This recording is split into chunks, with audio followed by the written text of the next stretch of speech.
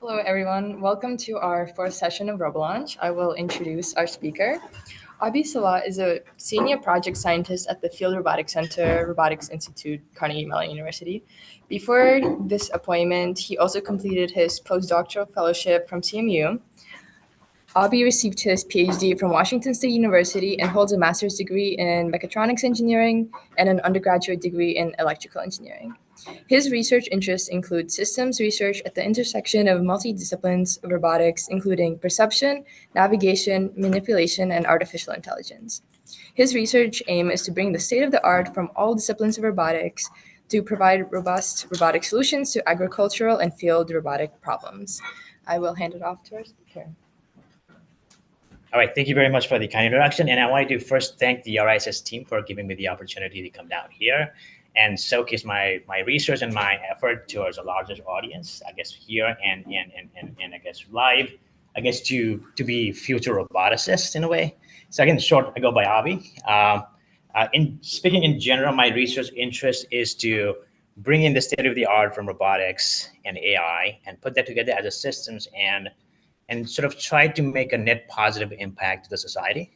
And one of the ways that I'm doing right now or getting started with is with agriculture. Okay, so because agriculture is a very unique field from a robotics standpoint of view, I wanted to give some context, some background or motivation into why do we need robotics and AI for agriculture and how things are being done currently as a brief introduction before we dive into details. So this is what we call as Global Agriculture Production Index, or GAP index for short. This is where we try to take in global agricultural production and try to tie it to population growth. And then if you look into the chart, in brief, what it means is that if you wanted to feed the future generation of 2050, we almost have to double the amount of food that we need to produce to sustain that population. But that's one part of it. The other part has to do with, a lot of people not being available or interested to work in agriculture because it's such a hard labor work that is low paying and is seasonal in nature. These numbers are for US, but I think it won't be wrong to assume that it's a global trend, and in short duration it will be like a norm that when the population is increasing, we need larger farms to sustain that population, but at the same time there are less people available to work. So there's almost like a bottleneck kind of a situation, and this is where I see robotics and AI making a lot of difference. And then the way the AI and robotics are making a difference right now are in basically two different ways. First one, using all the vast amount of data that we have available in this generation and use that to provide more informed decision making, that you can know more about your farm than you could ever do. And B is the physical embodiment of robots in a way that you automate these laborious tasks to deal with the shortage of labor issue. Okay, so those are the two main ways that we try to implement robotics and AI to make a difference and solve these complex problems. Now, with that short background, the agenda is pretty simple. I'm going to keep it simple. There are three major things that I wanted to address. I wanted to sort of give you some overview of the past work that I have done, some of the lessons learned, and some of the impact that it has made, and sort of showing that how we build on top of those past experience. And then that leads to the current project that we have in the lab. And if you were to join the lab or if you were interested in this area, what to expect in a way. And then I wanted to use the bullet number one and bullet number two to sort of narrow it down or funnel it down to sort of sharing some thoughts. What I would, or what in general is taken as a good graduate level applications. Right? That's the ballpark of what we're talking about. So. Let's get started. I wanted to start with this video. I hope the internet speed of the Zoom justify this. So there are two videos here. One on the left-hand side is more of a complimentary video of what's happening on the right-hand side. So this is a vine in a commercial vineyard. And then this is like a 3D reconstruction just to show you the content amount of detail that or the vigorous of the vine in there. And the person in the right-hand side over here is a professional pruner, meaning pruning is a yearly season cycle where people need to go in and cut off all those excess vines so that in the next season you have really good quality of grapes. It's a very laborious task, but the reason why I'm showing you this video is I wanted to sort of highlight some of the actions that that person is taking, and I wanted to tie it to what we would do if a robot was doing this one. So if you look in here, the person sits in front of the vine and just using his prior knowledge and what he knows about from his experience, he knows that this is going to be a 5-pound vine, and he strategizes his cut points in an essential way based on his prior information. He has 2 eyes, like a stereo camera. He uses that, his whole body as a dynamics to sway around and look into and perceive the environment. He has these cutters, just like end effectors, that he would move in. In some cases, he would deliberately go into the canopy, like deliberate contact modeling with the interaction with the plant. In some cases, he would grab the cane, bring it forward, make a cut. That's like a dexterous manipulation. In some cases, he would just switch the tool to a different hand and go and make a cut from a different angle. That's like an extreme version of dexterous manipulation. But there isn't a robot system, a single robot system in this planet that can do that.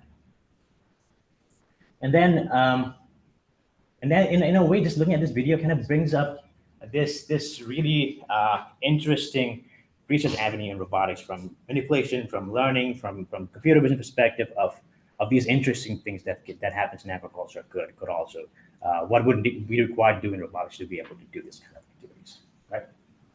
So with that, usually when it comes to doing this kind of complex things, we usually say, you're sharing the entire screen, so like. Oh, really? Can I share my screen then? Yeah, absolutely, go ahead. You just trim it when we. I can share. Can you share only the presentation? The presentation. Yeah. This should be this. You good now? Okay. All right. So whenever we use robots to do these kind of things, we tell about sensing. We talk about planning, and we talk about taking that information from sensing and planning and taking action. Right. So perception is usually one of the first things in the pipeline, and perception camera systems are one of the most widely used.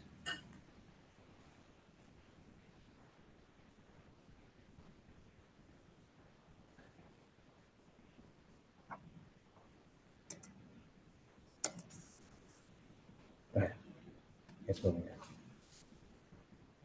All right, so cameras are one of the most widely used sensors, but however, using cameras in the outdoors is non-trivial in the sense that depending on the time of the day, depending on weather conditions, winds, etc., external factors, it has a great influence on the perceptual content of that image.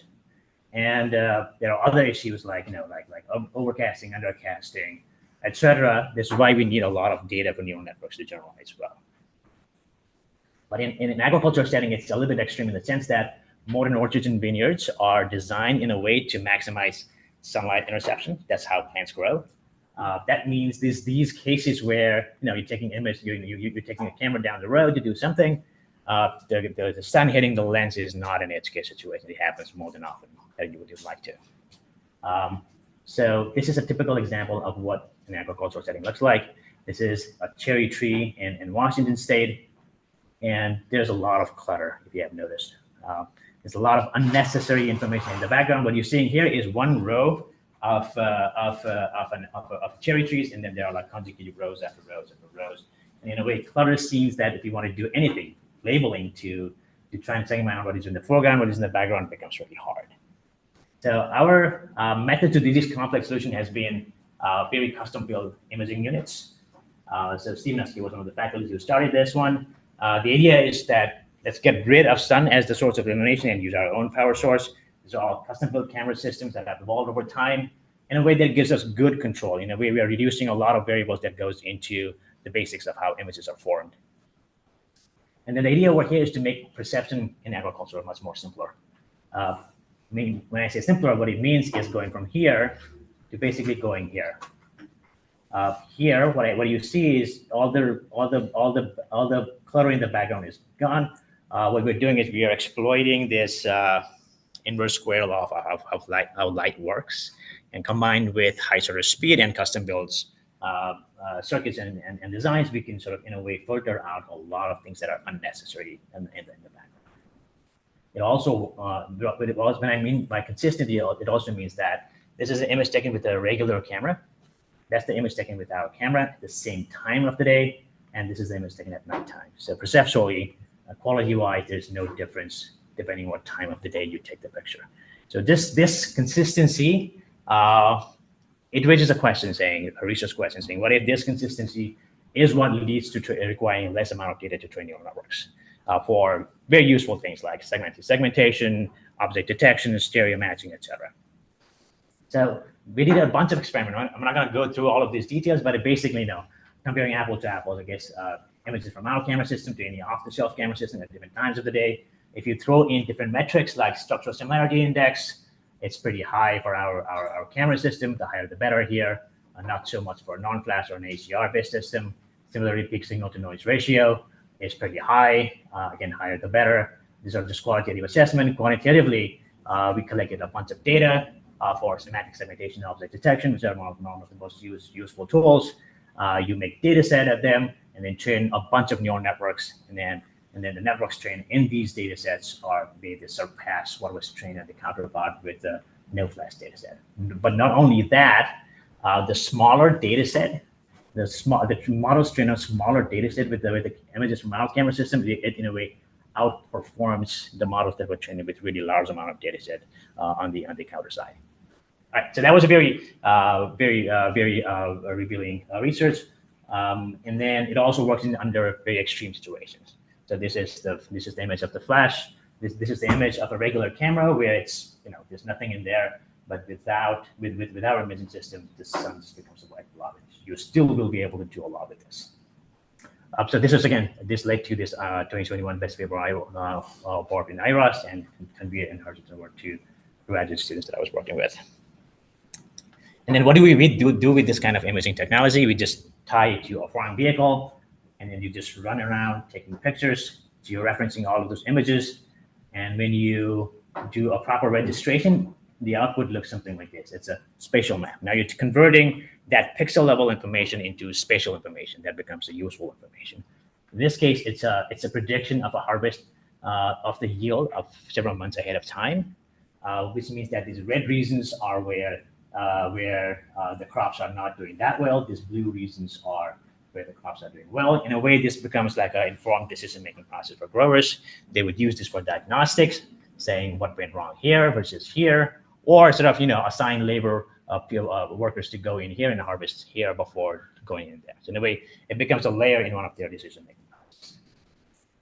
But the cool thing comes when we try to put these sensors with robots to sort of use this perception capability to enhance the capability of robots themselves. So to demonstrate that, I'll showcase two different robot systems. The one on the left-hand side is called Bumblebee. It's the same grapevine. It's the same grapevine pruning project that I talked briefly about. And then this is Bug Spray. This is for precision weed management. I'll briefly touch base on both of these robots.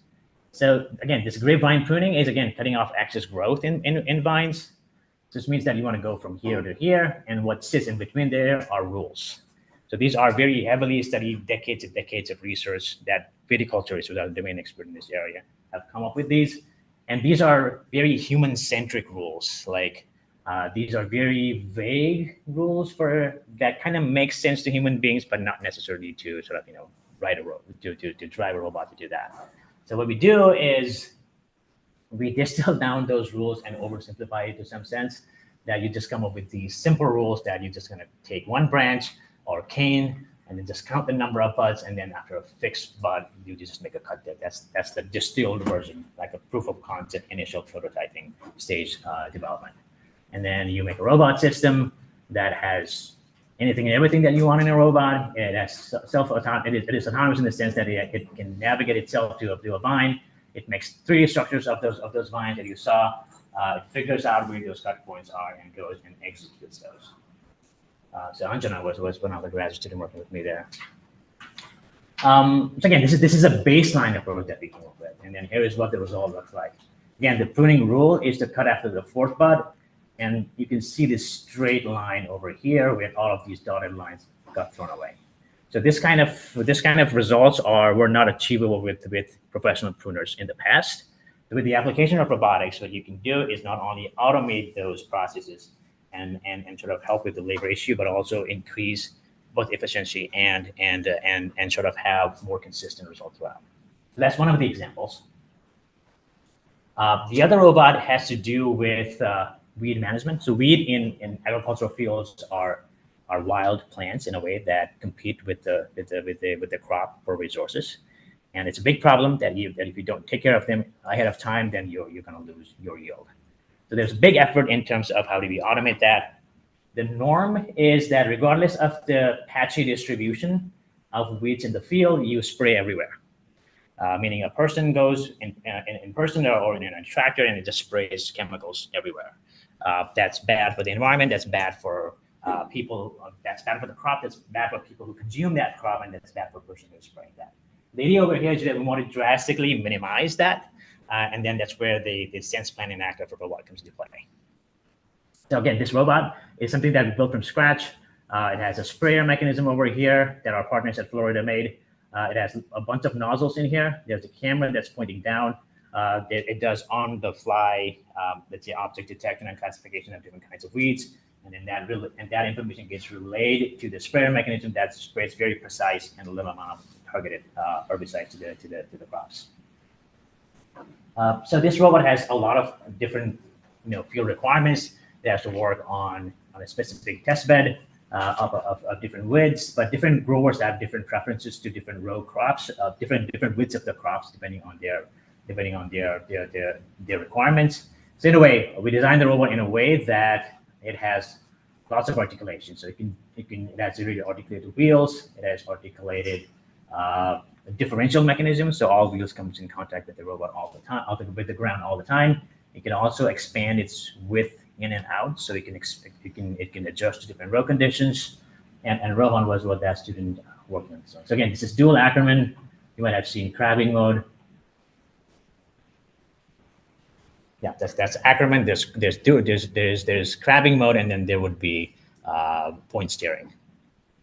So the requirement here is pretty simple: that you want a robot to drive on top of the crops, squirting very little amount of chemicals, turn around, enter, and keep doing it over and over and over again. So the Rohan's thesis was mostly into the dynamics and the control aspect of it, where he took these curvatures and then formulated what he calls an MPC, or a model predictive controller, that's widely used in the self-driving car industry as well as other fields of robotics, and then put that in a Frenet frame, which directly deals with this curvature rather than having to parameterize those curves in Cartesian space. And in a way, and then there's a lot of math here. I'm not going to go through that at all, but he kind of formulated that using the curvature itself, the center of how much the robot deviates from this curvature center line, the forward velocity of the robot, and the angular velocity of the robot. So this is like one of the formulation of MPC for dual Ackerman, crabbing, and point turn. So where does this make sense is in this scenario. I mean, sure, the robot can drive in a straight line, but what's interesting is when the robot needs to turn around and enter. Usually the research in this area are like robots would just exit this row, maybe make a hard 90-degree here, go above and make 90-degree turn and re-enter. And all of those are hard-coded moves. Those are behaviors of the robots that are usually hard-coded. But with the formulation of MPC in the Frenet frame, you can actually reason about what's the most appropriate way for the robot to apply what kind of steering mode for the most optimal steering strategy in a way. So what he did was that he solved all of these MPCs in parallel, and whichever returns the minimum cost in a way, that's the one that you select with some hysteresis in between them, and put in a simple way. And this is what it looks like. So this blue line is, let's say, just the Ackerman steering mode. And after the steering switching mode behavior is embedded, it would actually switch into the point turn around, point turn around. But it's not hard coded. The robot is making those behavioral decisions on its own. It's also useful when the robot wants to go from one field to the other field in a most optimal steering way. That's where this kind of formulation comes into a lot of ways. So when you design your own robot, when you have that amount of articulation, you'll get the job done of spraying chemicals. But there are lots of interesting research avenues there as well. All right, so I wanted to switch into the second part, but I wanted to show how some of these work that I've shown so far leads to goes from from baseline approach to let's say the state of the art. This is where I wanted to go back to the vine pruning project, that we had these very distilled out simple rules for robots to follow. But the notion then comes like, if deep learning is making such a big impact, then why not try teach by demonstration-based methods where there are human experts or other students here who know the pruning rule, and then they are in a way using this teleoperator device, it's called Jello, to centrally teleoperate this robot and then collect data, and hopefully with that data we can train something like a diffusion-based policy to go and see if it can replicate those complex pruning rules. Now, however, agriculture is a little bit more difficult than that. So there's this camera, in-hand camera for a user-centric view of what the joint state of the controller of the robot looks like when it is approaching that. But it's harder to see that in the screen and in the outdoors. So particularly here, Sparse sometimes just tries to do that just by looking into the vine himself. And then now you have mixed demonstrations. We were there for 3 days. 2 days it rains. You can only do that for 1 day, and then a week later, the vines are no longer in dormant season. The leaves come out, and then the season is over. In a way that now you have to wait 1 whole year to do all that. So this is where we try to sort of lean towards simulation. But historically, all of these simulation models are in a way procedurally generated, and they don't generalize that well when you go to sim to real. That's where we are talking about what we call as hyper-realistic simulation environment. This is mostly based on Gaussian splatting. What it means is, I'm going to stop sharing, and then I wanted to show a demo. I don't know how that was going to work. Okay.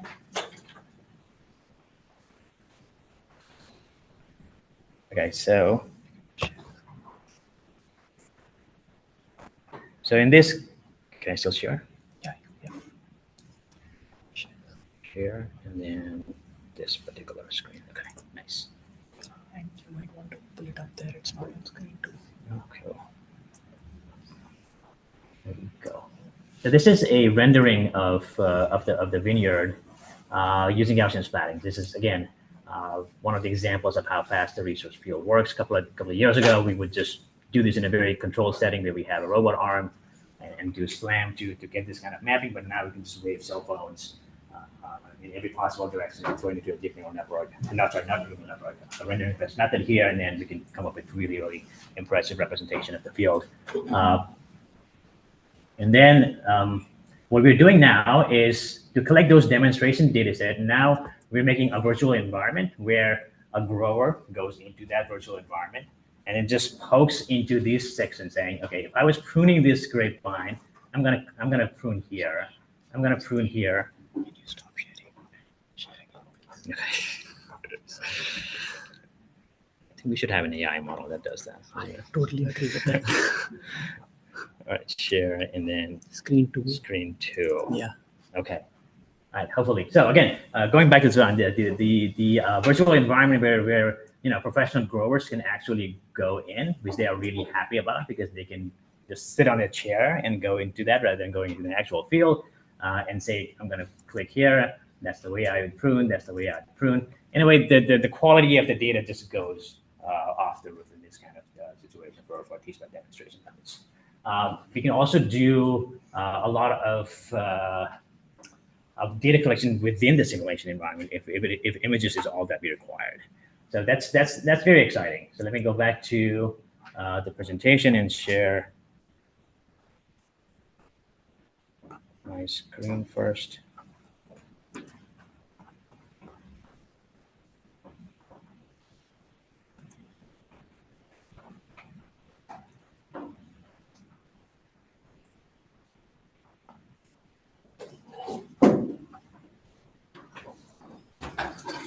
Screen first, and hopefully this is the one. Are we good? Okay. So that's very exciting. But what's really exciting is what this, if it works.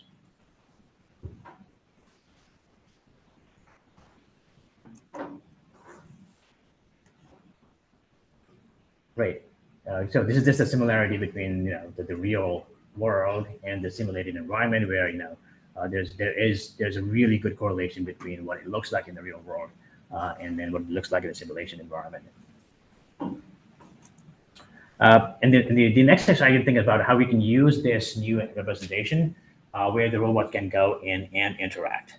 This is mostly for the place where this is mostly for toy examples where this is a Gaussian splat, but the robot is, we can make the robot work in the Gaussian splat, but not only that, but interact with with objects within the splat environment while obeying basic physics rules.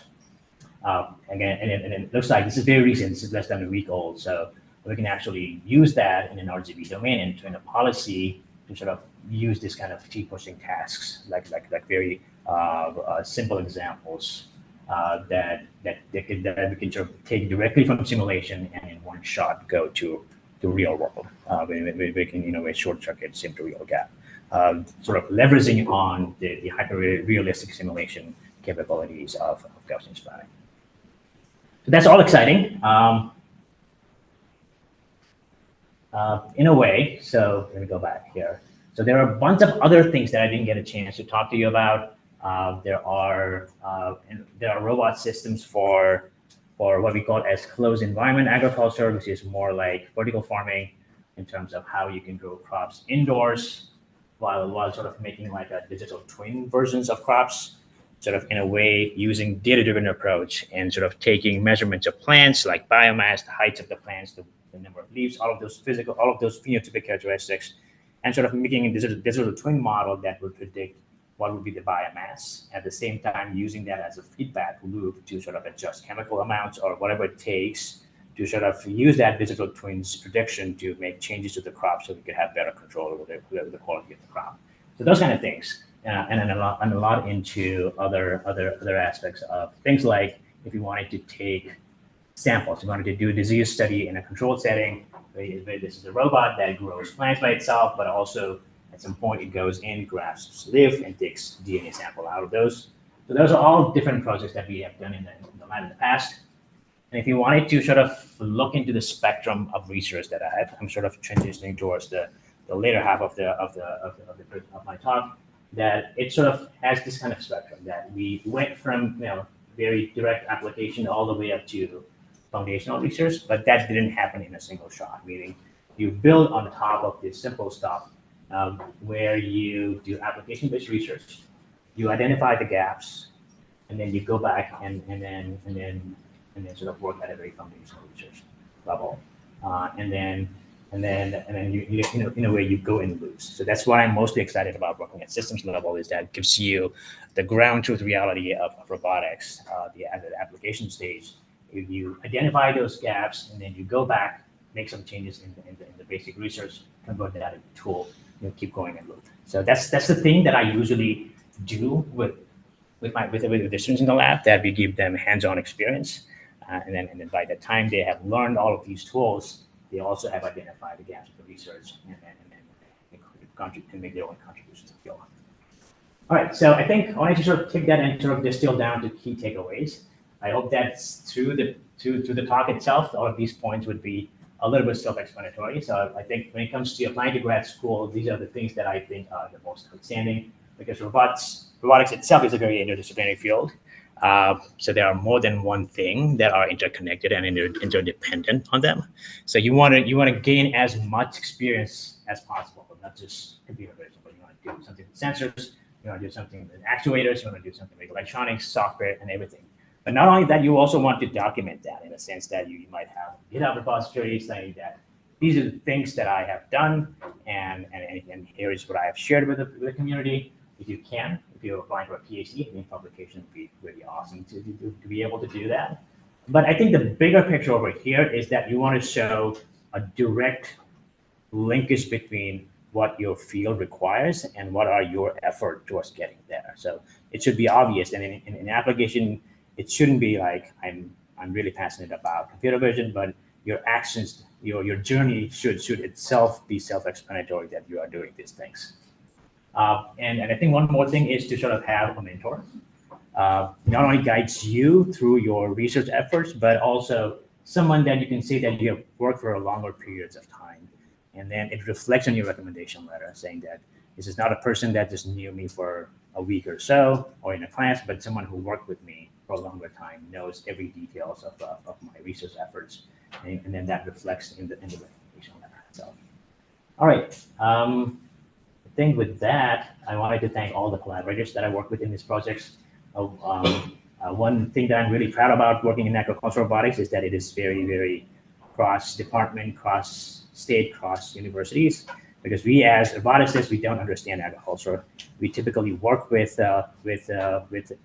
agricultural experts where they explain the problem to us. So our research are like, we have a student from SCS making presentations to students from, for example, Washington State University, who is majoring in plant physiology. And in the other meeting, the plant physiology person comes in and makes a presentation to a robotics team over here. So in a way, you sort of keep extending the horizon and learning new things and see how things at very large level connect with each other.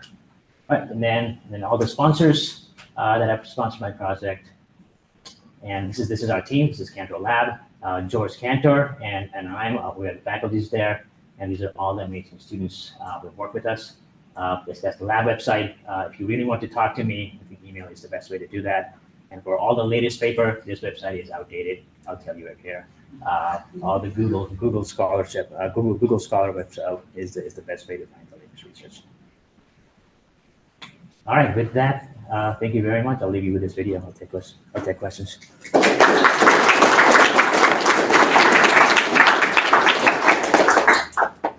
Thank you, Abhi. Now we will move on to the Q&A session. So if you're watching on YouTube, feel free to ask questions at this point. Yeah, please.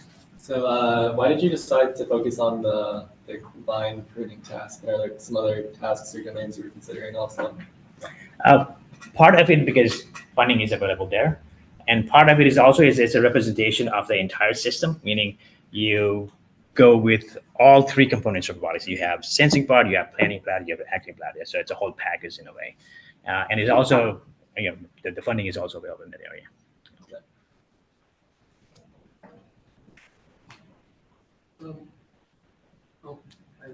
Yeah.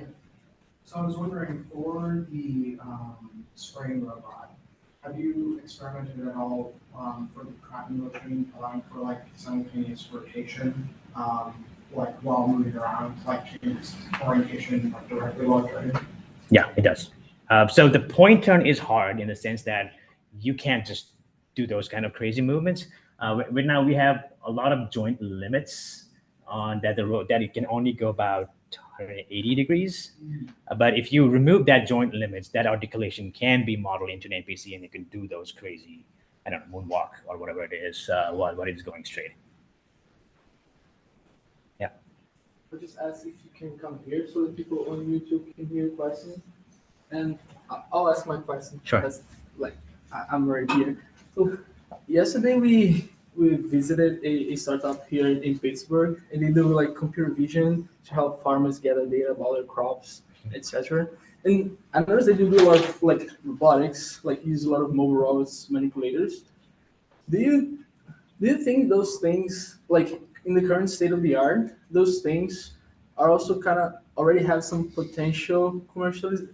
And that's a good question. So again, sense, plan, and act, I think a lot has gone into the sensing part and the planning part, but the execution part is hard. That's where the physical embodiment of the robot comes into play. And manipulation in plants is extremely hard. We are dealing with plants that are very rigid or very, in some cases, very flexible and very, very delicate. The fruits are really, really small. Some fruits are really large. So manipulation in agriculture is very hard. So in the spectrum of easy to difficult, so like sensing, like sensor networks to sense the environment, and then computer vision to know what that means, and then sort of planning, those parts are, I think, in a fairly robust stage. But when it comes to using that data and physically interacting with the canopies are extremely hard. So there are a few commercial examples where people have tried to, let's say, harvest apples with robots. That's possible, but that's been possible not only because of roboticists, but roboticists working with plant scientists that we're constantly modifying the apple canopies to be much more simpler than what it used to be. And then so it's not just a technology problem of implementing those technologies, but again, plant scientists and agricultural experts and robotics working together. Thank you.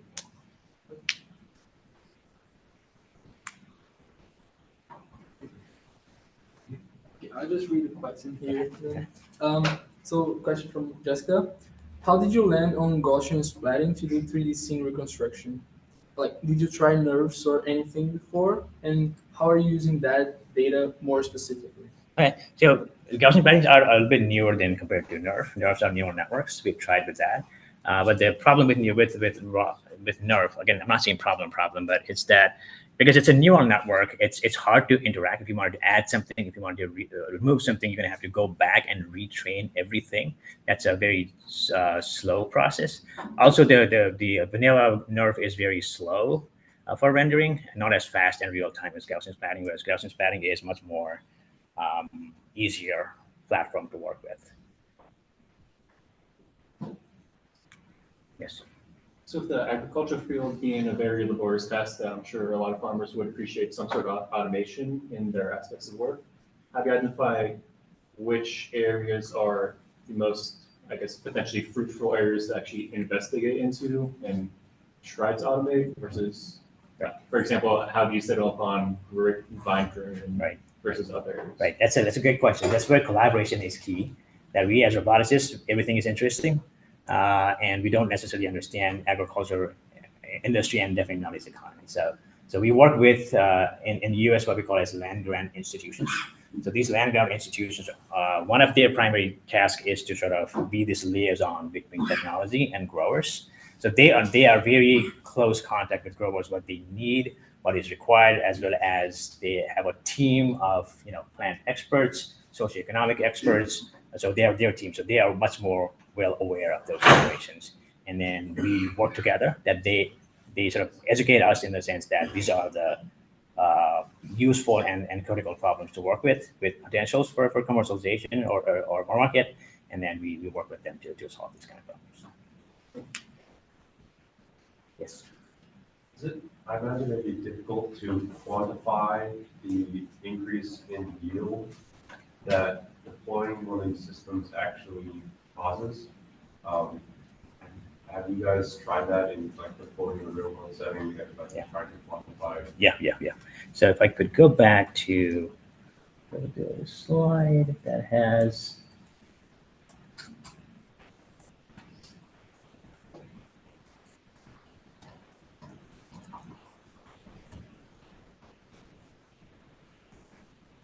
No, mind, it looks like it's infinitely way far away. But if you could bring it back, that picture, but I showed that almost like a heat map kind of a thing. So that is an actual yield from a field in California. And then we know it works because we have ground truths to compare against. So there was an actual expensive harvesting machine that did the same count as we did, and there's a big correlation between them. So that's one way of quantifying that it's working. The second way of quantifying that is working is conventionally. There are many growers who cannot afford those expensive harvesting machines, or neither have time to sort of invite us to go and do this kind of thing. So their accuracy ranges in the range of 50%. And so it's a give or take. So whatever comes out of here in a number is a concrete number. So it's in a way that's another way of seeing it. Okay, and then the other thing is this kind of iteration cycle for certain crops would be on the order of a year. That's going to be a big challenge. Is there a way to shorten the iteration time?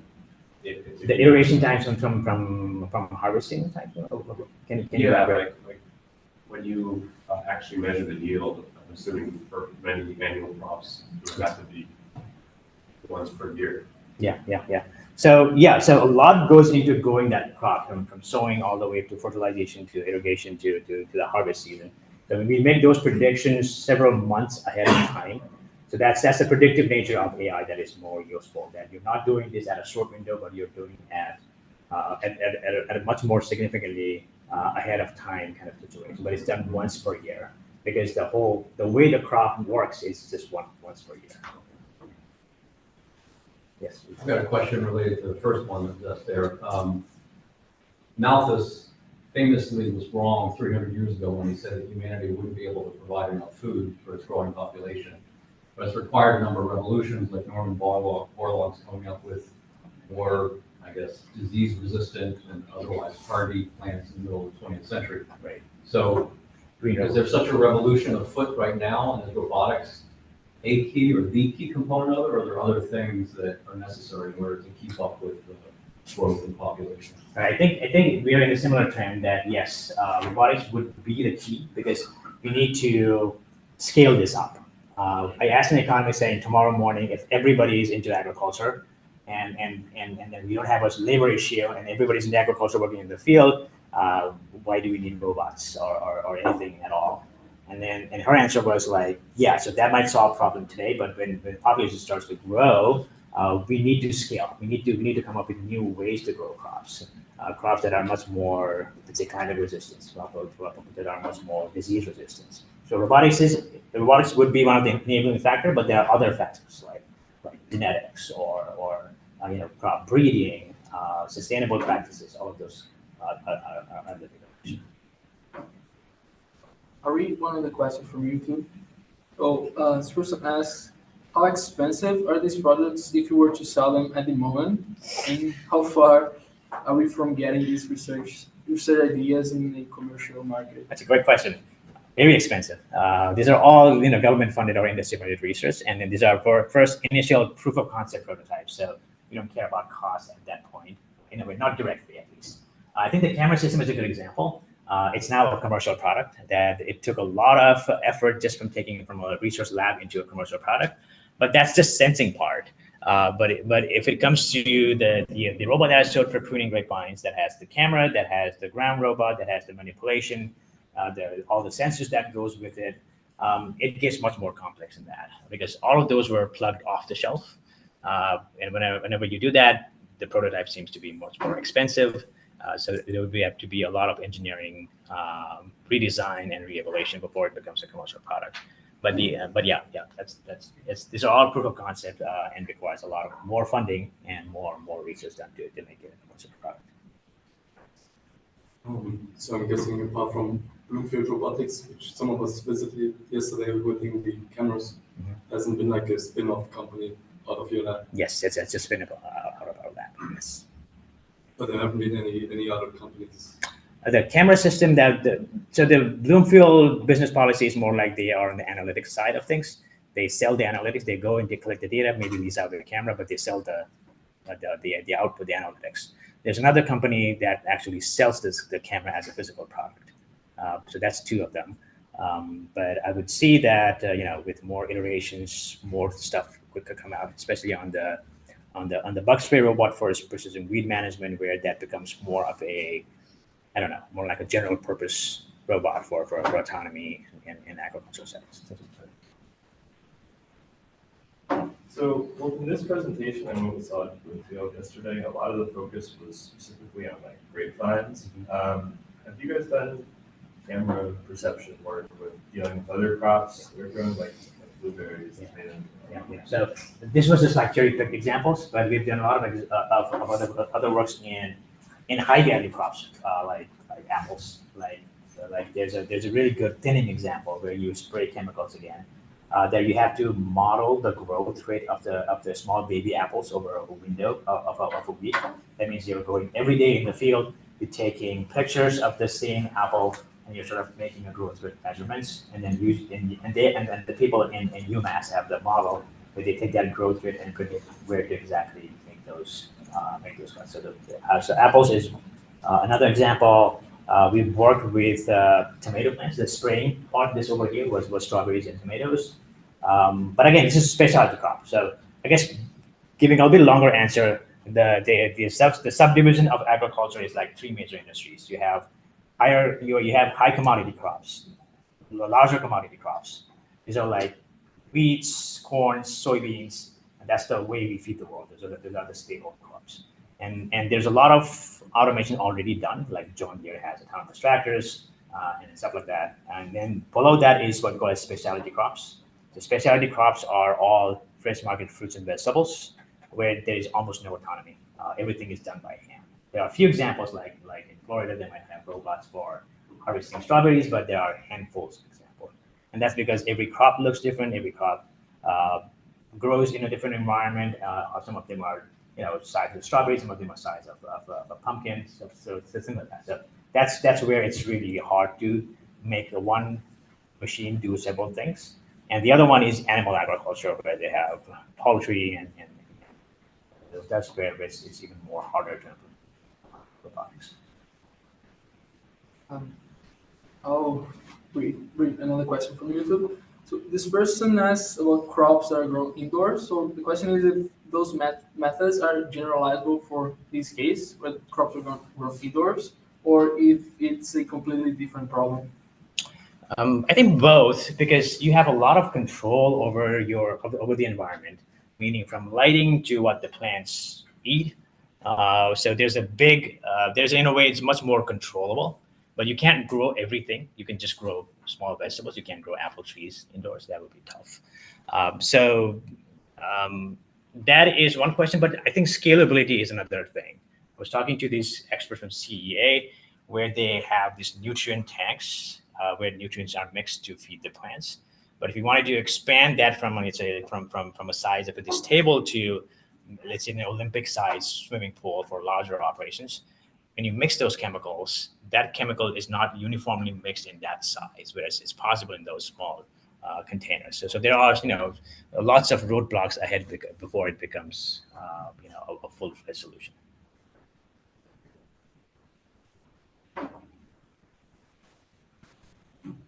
So I'm not too familiar with agriculture tech, but are there any interests in deploying similar type of technology for crops that aren't as readily visible above ground, like root crops?